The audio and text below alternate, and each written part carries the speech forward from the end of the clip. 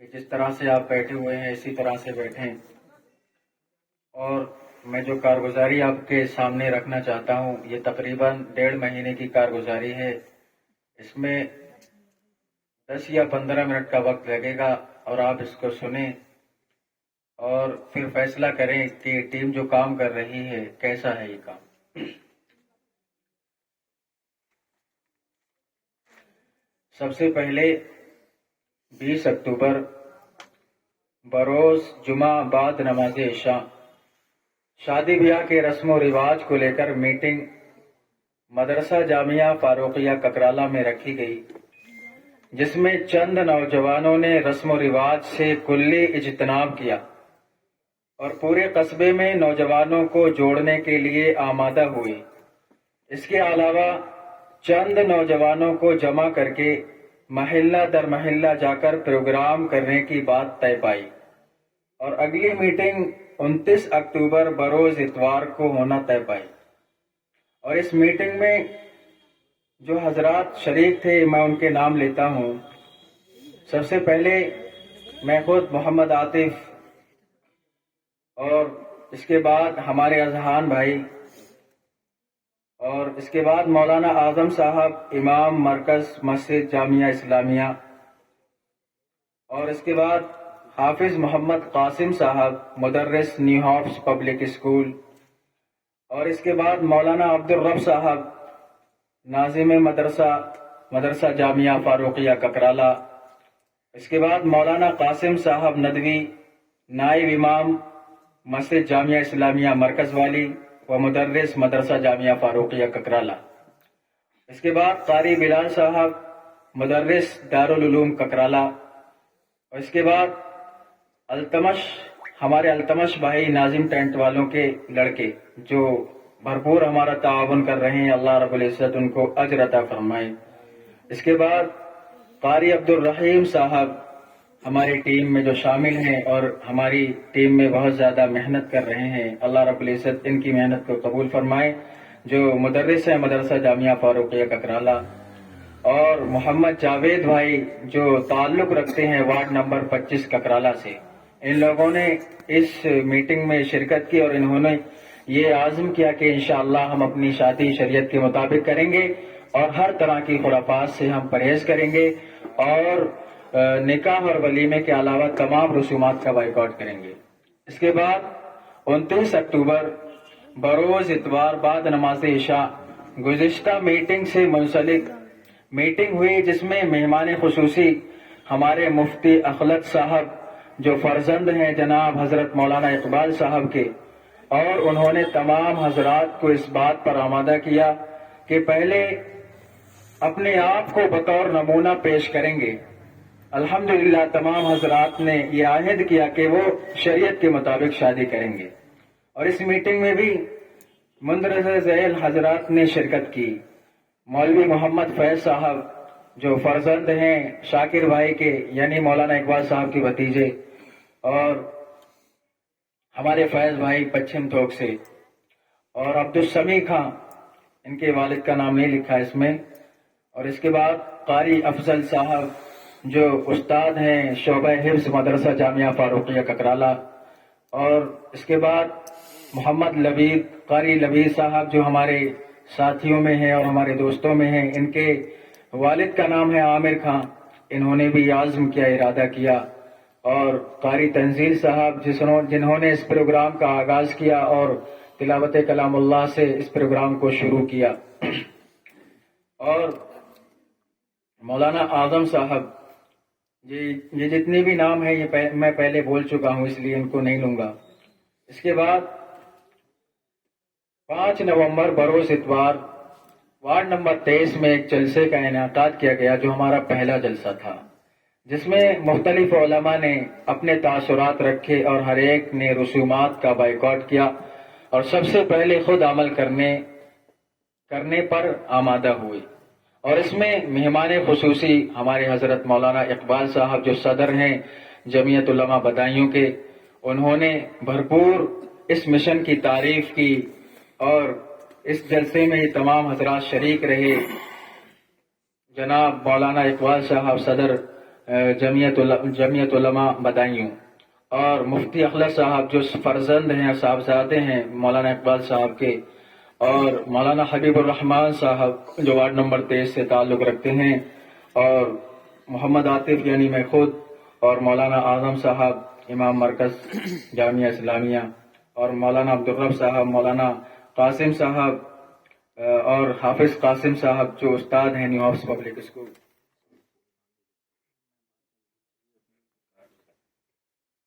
इसके बाद 7 नवंबर बरोज मंगल अपने मिशन को बरकरार रखते हुए मदीना मस्जिद ककराला में एक मीटिंग हुई, जिसमें अल्हम्दुलिल्लाह जदीद अफराद शामिल हुए, और उसी मीटिंग में वार्ड नंबर 22 रईसुल मेंबर के कार्यालय में एक प्रोग्राम होना तय पाया, और 12 नवंबर को ये प्रोग्राम होना तय पाया। अल्हम्दुलिल्लाह तमाम हजरात शामिल रहे। इसके बाद 12 नवंबर तयशुदा तारीख के मुताबिक एक प्रोग्राम वार्ड नंबर 22 में रस्म रिवाज को लेकर किया गया, जिसमें मुख्तलिफ उलमा ने अपने ख्यालात का इजहार फरमाया, और ख़ास तौर पर वालिदैन को इस बात पर आमादा किया कि अपने लड़कों का निकाह सुन्नत के मुताबिक करें, जिसमें मेहमान खुसूसी हमारे हजरत मौलाना अजहरुल कमर साहब रहे, जिन्होंने पूरा जोर दिया कि लड़कियों को विरासत में हिस्सा दिया जाए।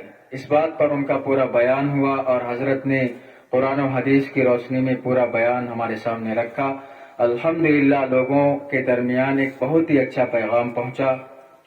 अल्हम्दुलिल्लाह टीम के हजरात प्रोग्राम में शामिल रहे, ये हमारी पूरी टीम इस प्रोग्राम में शामिल रही। इसके बाद 13 नवंबर बरोज पीर नौजवाना ने मिल्लत ककराला, यानी हमारी जो टीम है इसका नाम है नौजवाना ने मिल्लत ककराला, और ये कोई तंजीम नहीं बल्कि तहरीक है कि निकाह को आसान बनाओ और जिना को मुश्किल करो। तो इस टीम से मुलाकात करने के लिए अमन कमेटी के जिम्मेदारान तशरीफ लेकर के आए बमुकाम मदरसा जामिया फारूकिया ककराला, और जिन्होंने नौजवानों के इस मिशन की भरपूर तारीफ की और कहा कि हम हर तरह से आपके शाना बशाना खड़े हैं, और अपनी दुआओं से नवाजा। जिसमें जो लोग तशरीफ लेकर के आए थे उनमें हाफिज मोहम्मद रफ़ी अहमद साहब जो इमाम है ईदगाह के, और हाफिज मोहम्मद आसिफ यानी सूफी जी, और मौलाना सिद्दीक साहब जो हमारे बड़े हैं, और मुफ्ती मोहम्मद फ़हीम साहब सकलैनी अजहरी जो मदरसा एक चला रहे हैं, उसका नाम मेरे जहन में नहीं, जामियातुल मुस्तफ़ा जो मदरसा चला रहे हैं वो हजरत तशरीफ लेकर के आए थे, और कारी मोहम्मद रिजवान साहब इमाम मस्जिद काले खां यानी दरसगाह वाली मस्जिद, और मौलाना इकबाल साहब सदर जमीयत उलमा बदायूं, और जनाब मोहम्मद शमसुल साहब शरीक रहे जो मदरसा शमसुल साहब जो जमात इस्लामी से ताल्लुक़ रखते हैं। और 19 नवंबर बरोज पीर नौजवाना ने मिल्लत ककराला की जानिब से एक प्रोग्राम वार्ड नंबर 25 हाजी इमरान साहब की गली में मुनाकिद किया गया, जिसमें मुख्तलिफ उलमा ने अपने अपने तासुरात रखे और शादी ब्याह के रसूमात का बाइकॉट किया, जिसमें मेहमान खुसूसी हमारे हजरत मौलाना मुफ्ती मोहम्मद अनवार साहब थे, जिन्होंने अपनी शादी का वाक़या बयान किया और नौजवानों और उनके वालिदैन को इस बात की तलकीन की कि हमारी ज़िंदगी रसूलुल्लाह सल्लल्लाहु अलैहि वसल्लम के तरीक़े के मुताबिक होनी चाहिए। अल्लाह ताला अमल की तौफीक अता फरमाए। और इसके बाद 26 नवंबर बरोज इतवार नौजवाना ने मिल्लत ककराला टीम की तरफ से शेखों वाली मस्जिद के सामने एक प्रोग्राम मुनाकिद किया गया, जिसमें मुख्तलिफ लोगों ने अपने ख्यालात का इजहार फरमाया, जिसमें मेहमान खुसूसी हमारे डॉक्टर मोहम्मद ज़ियाउर रहमान साहब रहे। उन्होंने अपने ख्यालात का इजहार फरमाया और इस प्रोग्राम का अल्हम्दुलिल्लाह बहुत अच्छा असर हुआ और तकरीबन 15 लोगों ने अपने बच्चों का निकाह शरीयत के तौर पर शरीयत के मुताबिक करने का हदफ लिया और इसमें टीम के तमाम हजरात शामिल रहे। अब मैं आपके सामने उन तमाम हजरात की लिस्ट पेश करना चाहता हूँ جنہوں نے شریعت کے مطابق شادی کرنے کا تہیہ کیا ہے، ارادہ کیا ہے، اور ان کے والدین نے بھی نام لکھوائے ہیں آ کر کے۔ حافظ محمد معین صاحب جو استاد ہیں مکتب مدینہ مسجد ککرالہ کے، اور ان کے ابو کا نام ہے شاہد رضا، وارڈ نمبر 23 سے تعلق رکھتے ہیں۔ اور حافظ محمد فیضان ابن حافظ اسرار احمد جو جن کی دکان ہے حافظ اسرار صاحب کی چوراہے پر، اور قاری ارسلان صاحب یہ ہمارے ساتھی ہیں، ان کے ابو کا نام ہے منور۔ اور مدثر بن ذاکر صاحب، محمد مکرم شیخ والی مسجد عبد المنان، اور وہ وہیں سے تعلق رکھتے ہیں۔ یہ محمد فیضان بھائی، ان کے ابو کا نام ہے مجیب، اور محمد یحییٰ ابن شاداب، اور عبد الرؤوف بھائی، انہوں نے اپنے پانچوں بیٹوں کا یہ ارادہ کیا ہے کہ ہم شریعت کے مطابق شادی کریں گے انشاءاللہ، اور ان کی لڑکیاں ہیں ان کی بھی انشاءاللہ شریعت کے مطابق شادی ہوگی۔ اور مولوی اشہد صاحب جو فرزند ہیں جناب مولانا عبید الرحمان صاحب کے، اور مولانا انس صاحب یہ بھی فرزند ہیں مولانا عبید الرحمان صاحب کے، اور محمد سہیل بھائی ابن حاجی غیاث خان، جنہوں نے یہ ارادہ کیا ہے کہ انشاءاللہ ہم شادی شریعت کے مطابق کریں گے، اور یہ وارڈ نمبر 4 سے تعلق رکھتے ہیں۔ اور اس کے بعد محمد راشد ابن شاکر علی، وارڈ نمبر 24 ککرالہ، جو ہماری مسجد کے اطراف میں لگتے ہیں، انہوں نے بھی یہ ارادہ کیا ہے کہ انشاءاللہ ہم اپنی شادی جو ہے شریعت کے مطابق کریں گے۔ اور جو جناب مولانا قاسم صاحب ندوی کے بھائی ہیں، اور یہ اس کے بعد یہ تمام ہماری ٹیم کے نام ہیں جو میں پہلے لے چکا ہوں۔ اور محمد التمش جاوید بھائی، اس کے بعد فیضان بھائی جو ماشاءاللہ بہت زیادہ تبلیغی جماعت میں محنت کرتے ہیں اور لوگوں کو دعوت دیتے ہیں، اور محمد مرشد جو ڈگری کالج میں ابھی MSW کا کورس کر رہے ہیں، اور ان کا تعلق وارڈ نمبر 23 ککرالہ نگلا تال سے ہے۔ انہوں نے سب سے پہلا یہی نام ہے ہماری پروگرام، جو سب سے پہلا پروگرام ہوا تھا اور بغیر کسی تشکیل کے ان کا نام آیا تھا، انہوں نے کہا تھا کہ بھائی میرا نام لکھیے، اللہ رب العزت ان کے جذبے کو سلامت رکھے۔ اور محمد بلال، یہ ان کے ابو کا نام ہے ریاض، جو مدینہ مسجد کے پاس سے تعلق رکھتے ہیں۔ اور محمد ریان ابن مولانا وسیم صاحب قاسمی، جو ہمارے استاد ہیں حضرت مولانا وسیم صاحب، ان کے بیٹے محمد ریان، انہوں نے یہ ارادہ کیا ہے کہ انشاءاللہ میں اپنی شادی شریعت کے مطابق کروں گا۔ اور ریان بھائی کی طرف سے ایک سوال ہے کہ میں یہ کہنا چاہتا ہوں کہ آپ اپنے پروگرام میں اس بات کو رکھیں، اور خاص طور سے آج رکھیں کہ لڑکیوں کو وراثت میں حصہ دیا جائے۔ ویسے ہر پروگرام میں جہاں ہم جہیز کی قباحت کو بیان کر رہے ہیں، وہیں قرآن کے مطابق وراثت کو بھی ہم بتلا رہے ہیں، اور ہر پروگرام میں اس کے اوپر زور دیا جاتا ہے۔ اور قرآن کریم میں وراثت لڑکی کو دینا اور جس کا جو حصہ ہے اس کو دینا، اس کو اللہ رب العزت نے واضح طور پہ بیان کر دیا۔ اور جو وراثت کو دے گا، وراثت کو ادا کرے گا، اللہ رب العزت نے اس کو اجر عظیم دینے کا وعدہ کیا ہے۔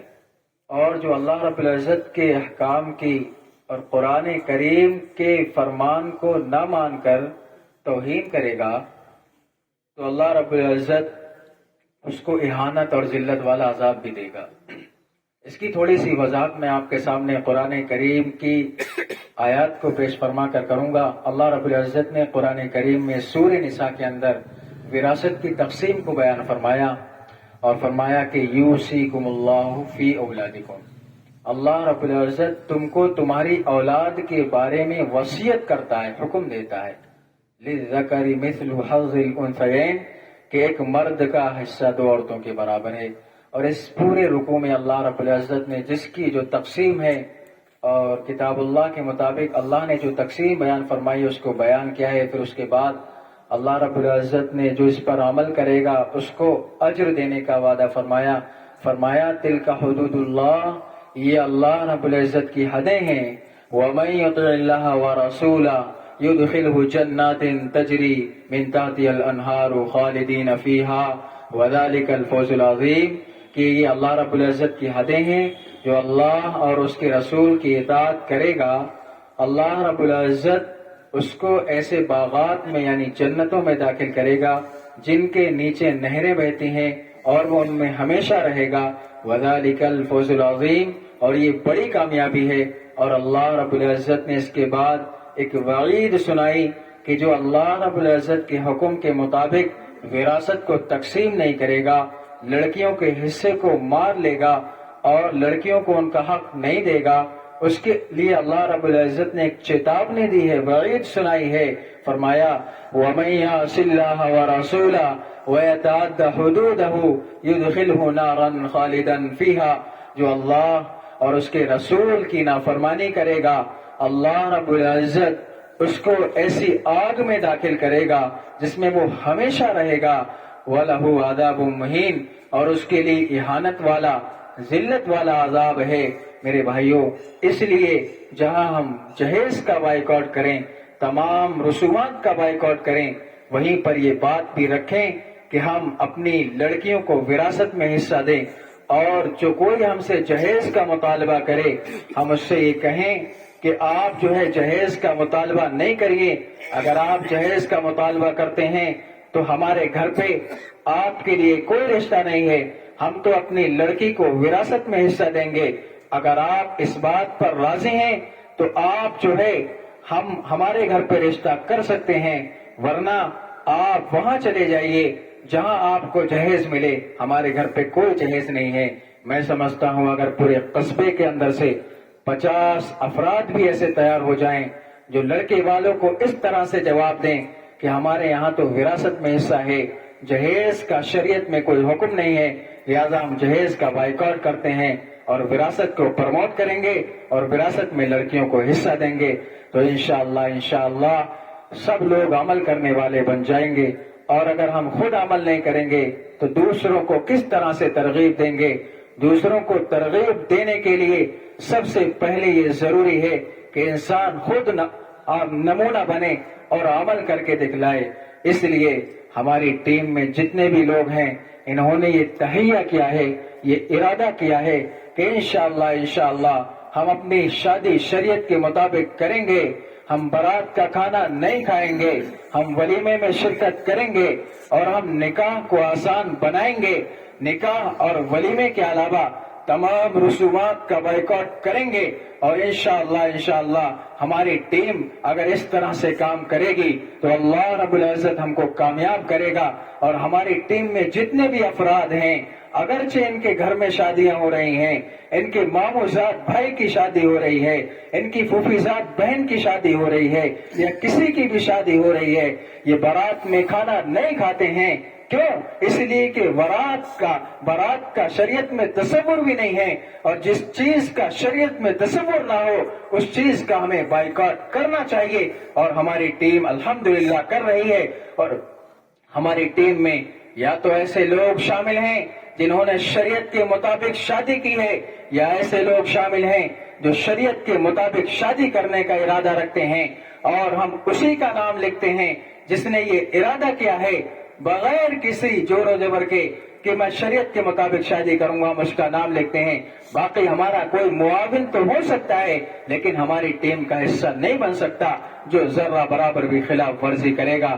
الحمدللہ ہم جہاں بھی جاتے ہیں، ہم لوگوں میں زیادہ تر لوگ امام ہیں، کسی مدرسے کو چلا رہے ہیں یا کسی ادارے میں پڑھا رہے ہیں، تو اگر امام جو ہیں وہ کہیں جاتے ہیں اور نکاح پڑھاتے ہیں اور ان سے یہ کہا جاتا ہے کہ آپ جو ہے آپ کھانا کھا لیجئے، تو وہ صاف طور پر انکار کر دیتے ہیں کہ نہیں، بارات کا کھانا ہم نہیں کھائیں گے، ہم نے یہ تہیہ کیا ہے، ہم نے یہ ارادہ کیا ہے.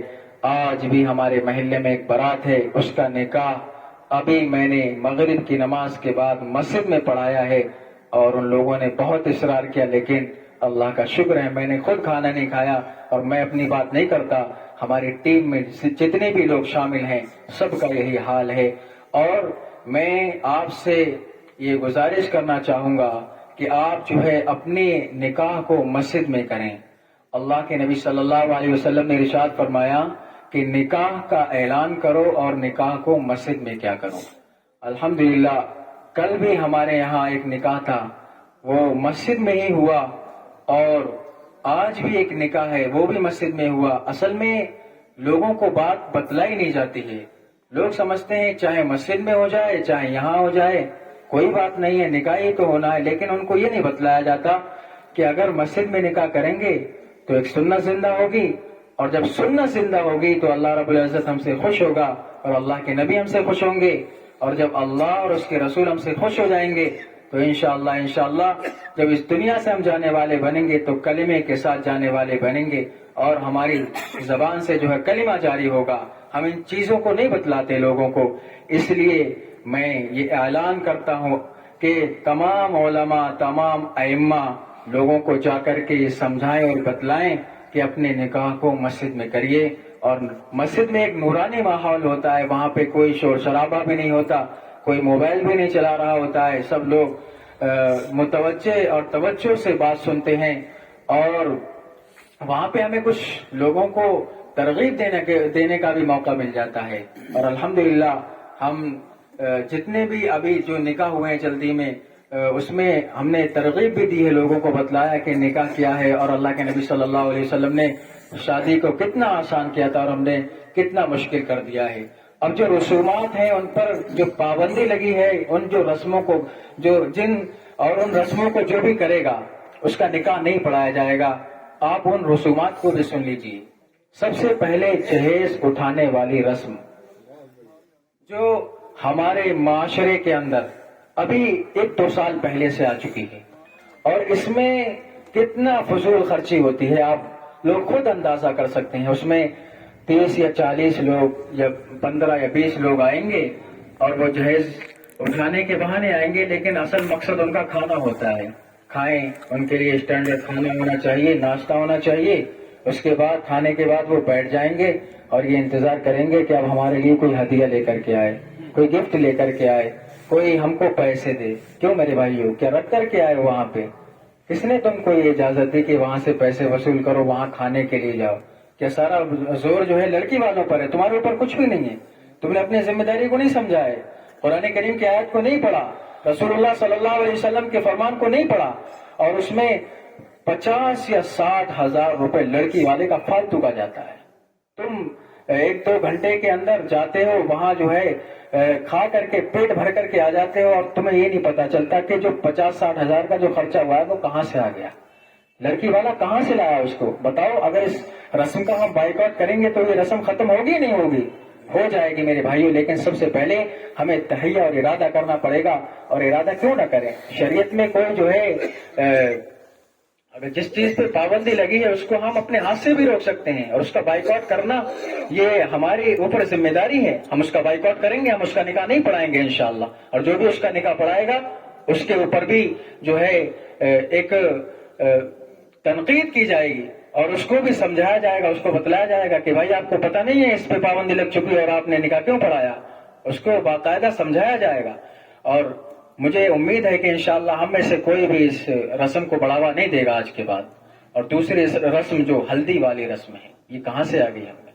اس کا کہاں سے اسلام میں اس کا تصور ہی نہیں ہے.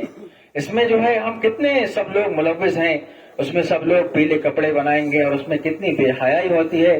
اب تو یہاں تک ہونے لگا ہے کہ گھروں میں بوفر لگا کر کے گانے ہو رہے ہیں اور اس میں لوگ ڈانس بھی کر رہے ہیں. یہ ہو رہا ہے، یہ ہم لوگ خود ہم نے اس کا جائزہ لیا ہے.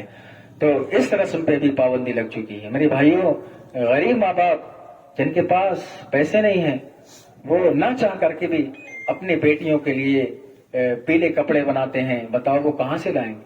کیا اس رسم کو اگر ہم ختم کر دیں گے تو ہمارے اوپر کیا ہوگا؟ بلکہ اگر ہم اس رسم کو ختم کر دیں گے تو اس سے ہمارا کوئی نقصان نہیں ہوگا.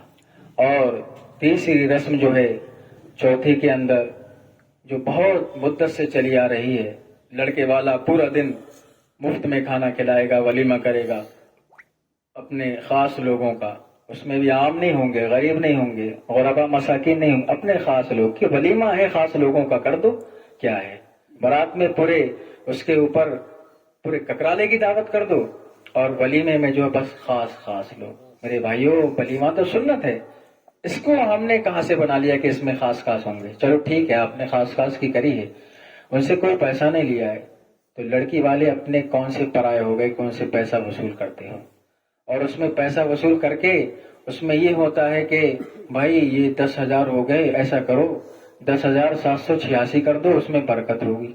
حرکت خود کر رہے ہو، اس میں برکت کی نیت رکھ رہے ہو۔ میرے بھائیوں، یہ کچھ بھی نہیں ہے، اور شرم نہیں آتی مطالبہ کرنے والوں کو؟ کیا وہاں پہ ہوٹل کھول رکھا ہے تم لوگوں نے؟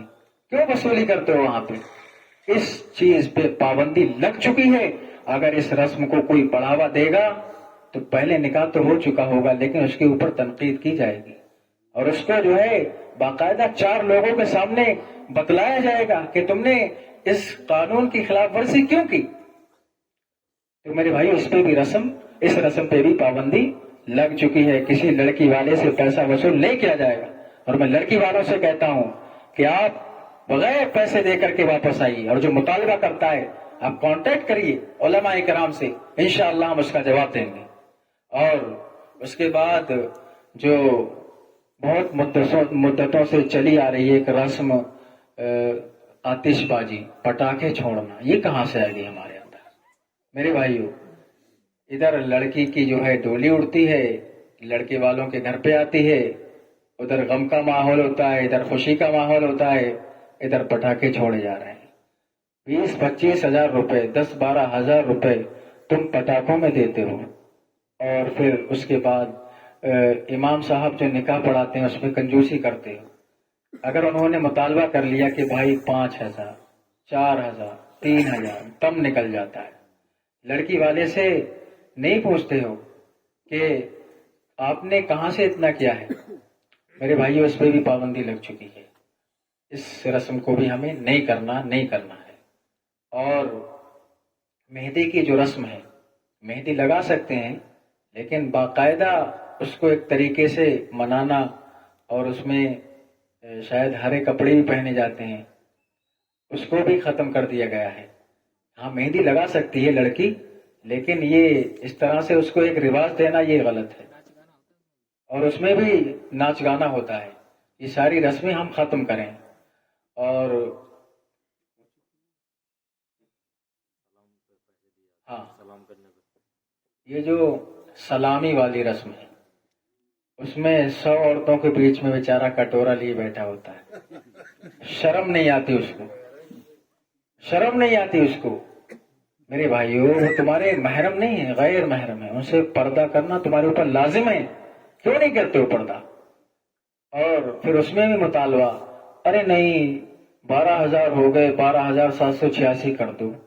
بالکل خالی ہو یا فقیر ہو، کیوں مطالبہ کرتے ہو لڑکی والوں سے؟ اس پہ بھی پابندی بالکل لگ چکی ہے۔ یہ نہیں کرنا ہے، بس نکاح کرو اور اپنے گھر کو آ جاؤ۔ لڑکی کو ڈولی میں بٹھا کر کے آپ کے گھر بھیج دیا جائے گا۔ ایسا نہیں ہے کہ آپ سلامی کے لیے جائیں گے تبھی لڑکی آئے گی، ایسا کچھ بھی نہیں۔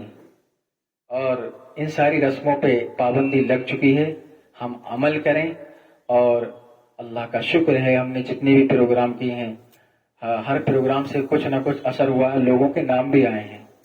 آپ لوگوں میں سے جو بالکل پکا ارادہ رکھتا ہے کہ انشاءاللہ میں اپنے لڑکوں کی شادی جو ہے شریعت کے مطابق کروں گا، وہ آپ اپنا نام لکھوا سکتے ہیں۔ میرے بھائیوں، قرآن کریم نے مرد کی صفات کو بیان کیا ہے، اور وہ مرد کی صفات یہ ہیں کہ اللہ رب العزت نے قرآن کریم میں ارشاد فرما دیا کہ الرجال قوامون علی النساء، مرد عورتوں پر نگہبان، بما فضل اللہ بعضهم علی بعض، اس وجہ سے کہ اللہ رب العزت نے ان میں ایک کو دوسرے پر فضیلت دی، وبما انفقوا من اموالهم، اور اس وجہ سے کہ مرد عورتوں پر اپنا مال خرچ کرتے ہیں۔